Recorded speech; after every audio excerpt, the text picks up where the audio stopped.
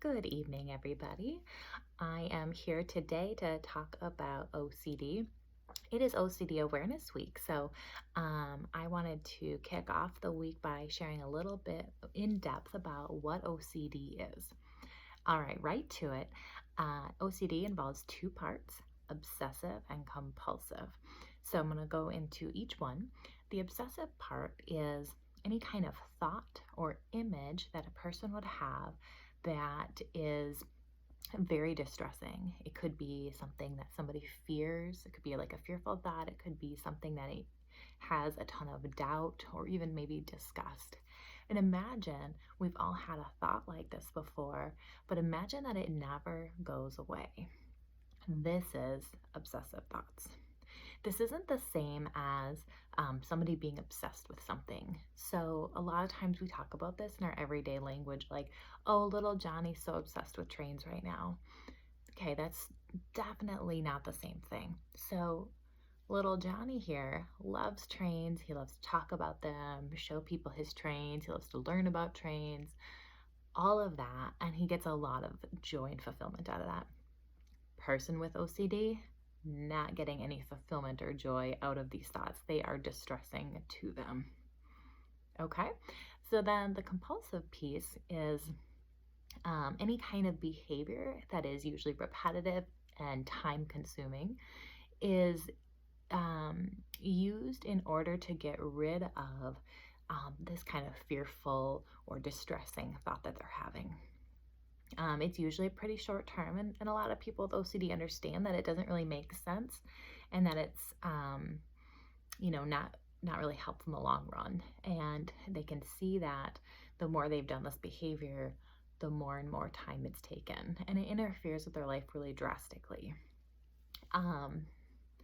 There's a lot of repetitive behaviors that we all do that are not necessarily compulsive. So if you think about, like, we all probably have certain repetitive or routine behaviors, such as maybe at bedtime, or maybe you have a certain routine about eating or working out.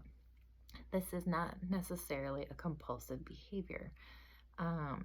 Again, it's about the context of which this is happening in and how much time it's taking and how much, kind of what's the meaning behind it if it's meant to relieve yourself of something else. So, and then also we talk about compulsive behaviors in the context of addiction. So you may have heard of, compulsive gambling or compulsive shopping.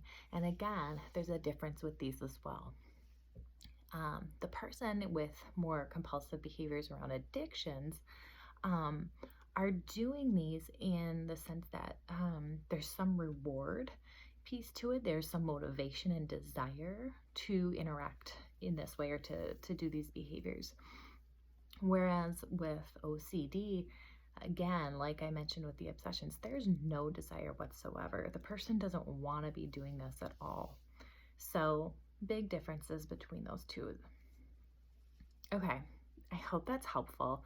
The other piece I want to say about that is, now that you know a little bit more about what OCD is, I want you to really be aware of your language and the language of other people around you when they say things like, I'm so OCD, if they just happen to be particular about something, or maybe really anal about something, or really neat.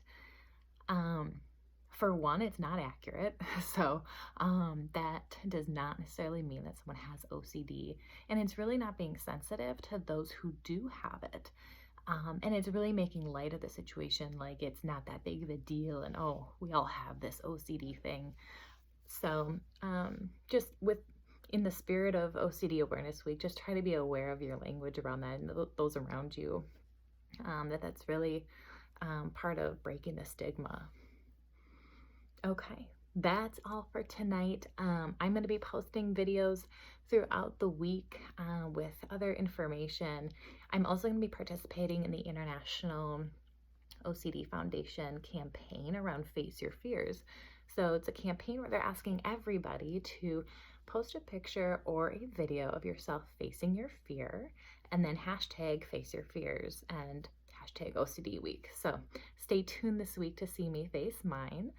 And then just a final reminder that my workshop for parents of children with OCD and anxiety is starting this week, and there is still space available. If anybody knows anybody interested, give them the information to sign up at my website, stateofmindtherapy.com // whatever that is, parenting workshop. All right, everyone, have a good night and a good rest of your week. Bye-bye.